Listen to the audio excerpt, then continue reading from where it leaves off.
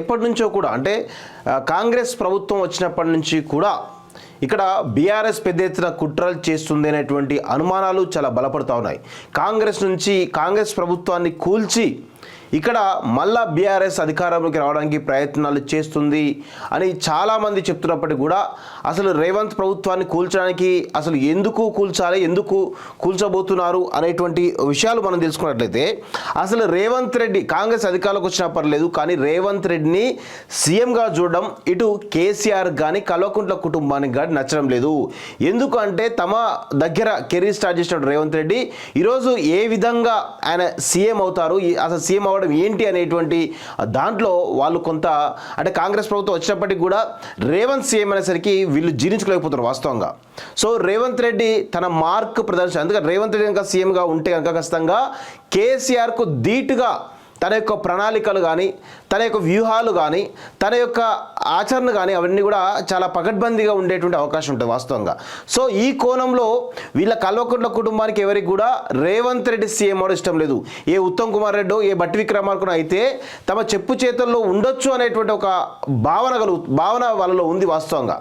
కానీ ఈరోజు రేవంత్ రెడ్డి సీఎం అయితే ఖచ్చితంగా వీళ్ళను రాజకీయంగా బొందబెట్టేటువంటి పరిస్థితి తీసుకొస్తాడు. కాబట్టి అసలు రేవంత్ రెడ్డిని సీఎంగా చూడడం వీళ్ళకు ససేమిరా ఇష్టం లేదు. కాబట్టి ఈరోజు రేవంత్ రెడ్డి ప్రభుత్వాన్ని కూల్చడానికి ప్రయత్నాలు ఎప్పటి నుంచో జరుగుతున్నాయి అనేటువంటి విషయాలు మనందరికీ కూడా తెలుస్తూ ఉన్నాయి వాస్తవంగా.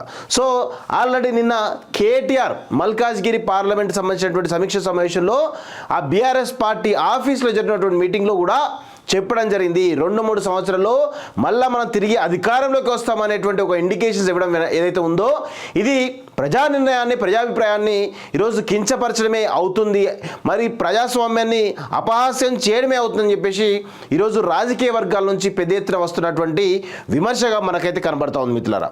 సో మనందరం కూడా ముక్తకంఠంతో ఖండించాల్సిన అవసరం ఉంది. ఈరోజు సరే ఒక 5 సంవత్సరాలు ప్రజలు ఒక మ్యాండేట్ ఇవ్వడం జరిగింది, ప్రజలు కాంగ్రెస్ ఓటేసి వాళ్ళకు అధికారం ఇవ్వడం జరిగింది. కాబట్టి అసలు వాళ్ళు ఇచ్చినటువంటి హామీలు ఈ 5 సంవత్సరాలు నెరవేర్తే లేదా అనేది 2028లో మళ్ళా ప్రజాభిప్రాయం ఉంటుంది. కాబట్టి మళ్ళీ ప్రజలు ఓట్లేసి ఒకవేళ కాంగ్రెస్ ప్రభుత్వం మంచిగా చేస్తే వాళ్ళకు అవకాశం ఇస్తారు, లేదంటే వాళ్ళను అధికారం నుంచి దించేస్తారనేటువంటి విషయాన్ని కూడా గ్రహించలేనటువంటి ఈ కల్వకుంట్ల కుటుంబం మళ్ళీ తిరిగి మేము 2-3 ఏళ్ళలో అధికారంలోకి వస్తామని చెప్పేసి అంటే ఈ ప్రభుత్వాన్ని కూల్చడానికి ఇప్పటి నుంచే ప్రణాళికలు సిద్ధం చేస్తున్నారు అనేటువంటి విషయాలు మనకైతే తెలుస్తూ ఉంది. ఇక రేవంత్ మన కేటీఆర్ అయితే ఇక రేపో మాపో ఎర్రగడ్డ హాస్పిటల్లో జాయిన్ అయిన ఆశ్చర్యం లేదు. ఆ లెవెల్లో ఆయనకు పిచ్చి పీక్స్ లెవెల్లోకి వెళ్ళిపోయిందనేది తెలుస్తుంది. అంటే అధికారం కోల్పోయినటువంటి ఫ్రస్ట్రేషన్లో మతి భ్రమించి ఈరోజు పిచ్చి మాటలు మాట్లాడుతూ ఉన్నాడు. కాంగ్రెస్ బీజేపీ అని ఒకటని, కాంగ్రెస్ రేవంత్ రెడ్డి బీజేపీ ఒకటనేటువంటి విషయాలు మాట్లాడుతూ ఈరోజు పిచ్చి ప్రేలాపనలతోటి మతి భ్రమించి ఏవేవో మాట్లాడుతున్నాడు.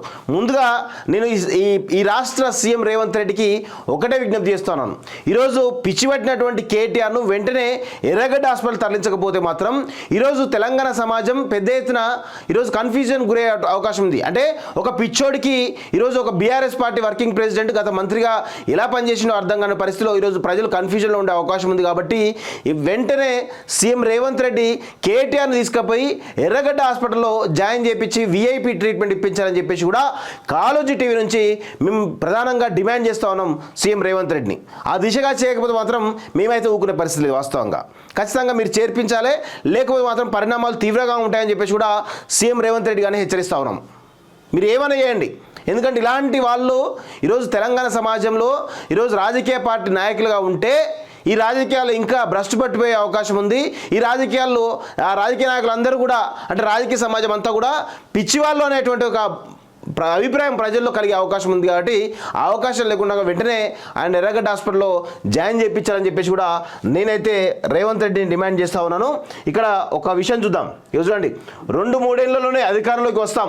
మల్కాజ్గిరి లోక్సభ సన్నాహక సమావేశంలో కేటీఆర్ 14 సీట్లను స్వల్ప ఓట్ల తేడాతో కోల్పోయినమాట. వాటిలో సగం సీట్లు గెలిచినా రాష్ట్రంలో హంగు వచ్చేది. అడ్డగోలు దుష్ప్రచారం అంటే యూట్యూబ్ ఛానల్ అడ్డగోలు దుష్ప్రచారంతో ఓడిపోయామని చెప్పేసి చెప్తా ఉన్నాడు ఎవరు కేటీఆర్. 2-3 ఏళ్లలోనే మళ్ళీ అధికారంలోకి వస్తామని బీఆర్ఎస్ వర్కింగ్ ప్రెసిడెంట్ కేటీఆర్ సంచలన వ్యాఖ్యలు చేశారు. ఇచ్చిన హామీలను అమలు చేయలేక కాంగ్రెస్ ప్రభుత్వం ఇప్పటికే చేతులు ఎత్తేసినట. ఈయన చెప్తా ఉన్నాడు చేతులు ఎత్తేసిందని చెప్పేసి. అసలు నెల రోజులు కూడా నెల 10 రోజులు అవుతా ఉన్నది, అప్పుడే చేతులు ఎత్తేసిందని చెప్పేసి భ్రమంలో పోతా ఉన్నాడు. పిచ్చిలేసి మతి భ్రమించి మాట్లాడుతూ ఉన్నాడు ఈయన.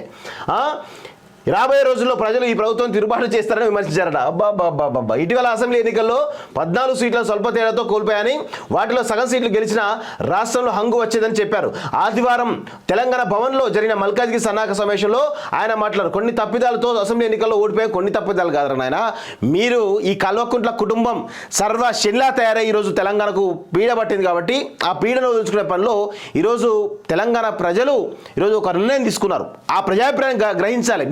మీ తప్పులు చేస్తారో అదే కాదు, మీ కల్వకుంట్ల కుటుంబ పీడ వదలానే ఈరోజు తెలంగాణ ప్రజలు డిసైడ్ అయి ఉన్నారు. వాస్తవంగా మిమ్మల్ని రాజకీయంగా బొందబెట్టడం ఖాయమనే విషయం కూడా గుర్తుపెట్టుకోండి. మళ్ళీ అలాంటి పొరపాట్లు పునరావృతం కాకుండా జాగ్రత్త పడతాం. అంటే అధికారంలో ఉన్నప్పుడేమో ప్రజలకు దూరంగా కార్యకర్తలకు దూరంగా బతికినటువంటి ఈ యొక్క దుర్మార్గులు మళ్ళీ ఇప్పుడు పదవి పోయింది కాబట్టి దగ్గర అయ్యేటువంటి ప్రయత్నం చేస్తారు కార్యకర్తలకి. దయచేసి కార్యకర్తలారా, బీఆర్ఎస్ సంబంధించిన కార్యకర్తలారా, మీరు ఒక్కసారి సోయిలోకి రండి. వీళ్ళ వల్ల ఊదు లేదు పీరు లేదు అనే విషయం గుర్తుపెట్టుకోండి. బీఆర్ఎస్ పార్టీ మునిగిపోయే నావా. బీఆర్ఎస్ పార్టీ రాబోయే రోజుల్లో మొత్తం లోతుగా బొందలో పడి మొత్తానికి సమాధి అయ్యేటువంటి అవకాశం ఉంది. కాబట్టి అనవసరంగా ఈ పిచ్చోడు కేటీఆర్ లాంటి మాటలు నమ్మి మీరు మళ్ళీ బోల్తా పడకండి, మళ్ళీ ఎమోషన్స్ తెచ్చుకోకండి, ఉద్రేకాలు తెచ్చుకోకండి. అనవసరంగా తెచ్చుకుంటే మీ జీవితాలు నాశనం అవుతాయి. మంచి చెప్తున్నా వినండి. అందరం కలిసికట్టుగా ముందుకెళ్దామని పిలిపించారు. యూట్యూబ్ ఛానల్ అడ్డగోలు దుష్ప్రచారంతో ఓడిపోయామని పాలనపై దృష్టి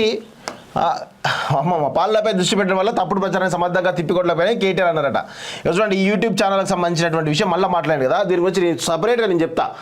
కారు కేవలం సర్వీస్కే పోయిందని, అక్కడ బోర్కు వచ్చింది కాబట్టి ఇక దాన్ని సర్వీస్ నుంచి చెత్తబుట్టల ఇది స్క్రాప్ చేయాలని చెప్పేసి కూడా డిసైడ్ అయితే తెలుస్తూ ఉంది. హామీల అమలు నుంచి తప్పించుకోవాలని చూస్తున్న కాంగ్రెస్ పార్టీని ప్రజల్లో ఎండగట్టాలి.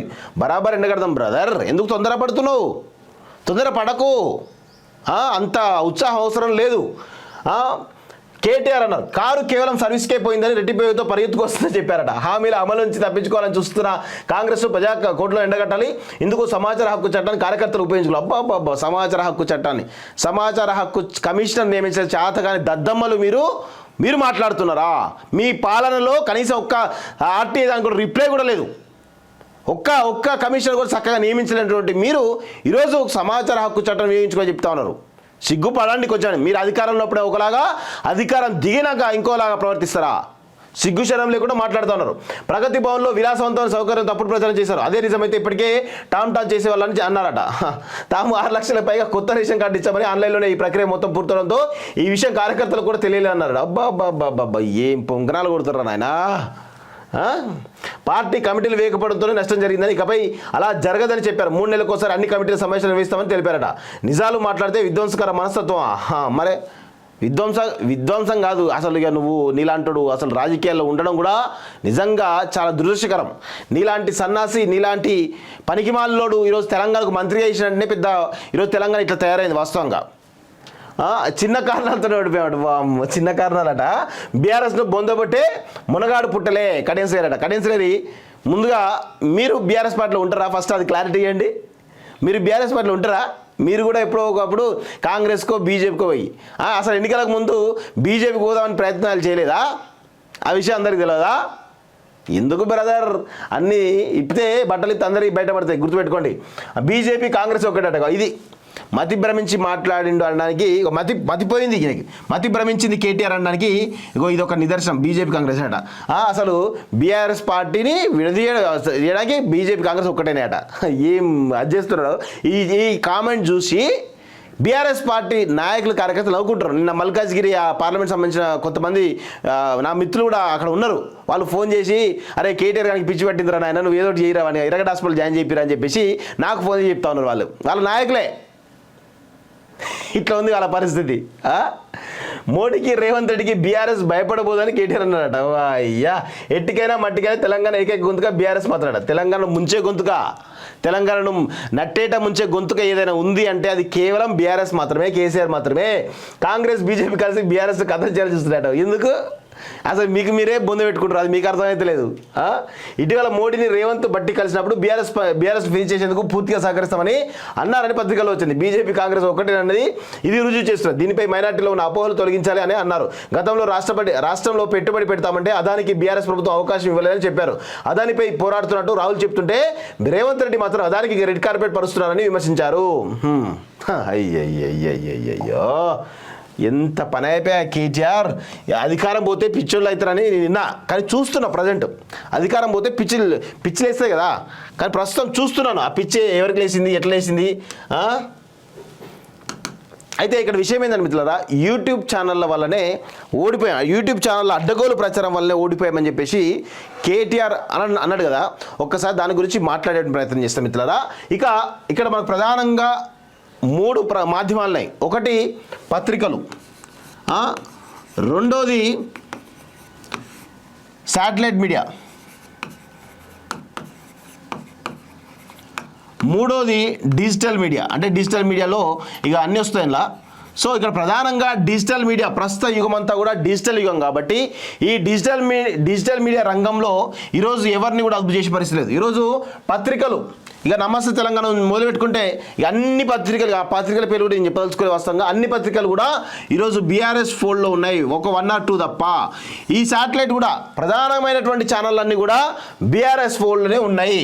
సో ఇక్కడ ప్రజలకు ఆప్షన్ ఏమున్నది, ప్రజలకు నిజాయితీగా నిక్కచ్చిగా కొట్లాడేటువంటి ఒక వేదిక కావాలి కాబట్టి వాటిలో ముఖ్యంగా యూట్యూబ్ ఛానల్స్ ఏవైతే ఉన్నాయో వీటిని ఈరోజు ప్రధానంగా ప్రజలు నమ్మిండ్రు. ఎందుకంటే యూట్యూబ్ ఛానల్లో ప్రధానంగా వీళ్ళు నిజాలు వివరిస్తారు, రాజకీయాల్లో ఏం జరుగుతున్నాయి, ఈరోజు అధికార పక్షాన్ని ఏ విధంగా వీళ్ళు వాళ్ళ తప్పులు ఎత్తి చూపుతున్న కోణంలో యూట్యూబ్ ఛానళ్ళ వైపు ఈరోజు ప్రధానంగా ప్రజలు చూడడం జరిగింది.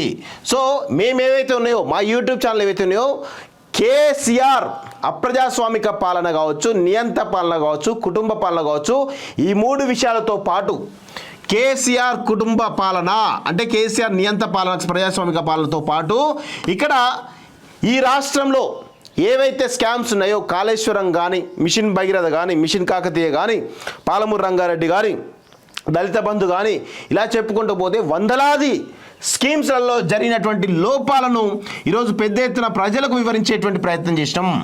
సో ఆ కోణంలో ప్రజలు యూట్యూబ్ ఛానల్లో విశ్వసించారు. యూట్యూబ్ ఛానల్ చేసినటువంటి మాలాంటి ప్రశ్నించే గొంతుకం చేసినటువంటి ప్రతి ఒక్క అంశాన్ని కూడా లోతుగా అవగతం చేసుకున్నారు. అవును నిజమే, వీళ్ళు చెప్తున్నది నిజమే, వీళ్ళు కేసీఆర్ పాలన లోపాలు ఎత్తి చూపుతున్నారు, ఇక్కడ అప్రజాస్వామిక పాలన ఉంది, ఇక్కడ ఎమ్మెల్యేలకు కానీ మంత్రులకు కానీ స్వేచ్ఛ లేదు, ఇక్కడ అన్ని రకాల స్కీమ్స్లో దళిత బంధు కానీ, రైతు బంధు కానీ, ఈరోజు మిషన్ కాకతీయ కానీ, కాళేశ్వరం కానీ, మిషన్ భగీరథ కానీ, కేజీ టు పీజీ విద్య కానీ, వైద్య రంగం కానీ, విద్యారంగం కానీ, ఇలా చెప్పుకుంటూ పోతే అన్ని రంగాలలో ఈరోజు తెలంగాణ పెద్ద ఎత్తున వీళ్ళు అవలంబిస్తున్న విధానాల వల్ల వెనుకబడి ఉంది.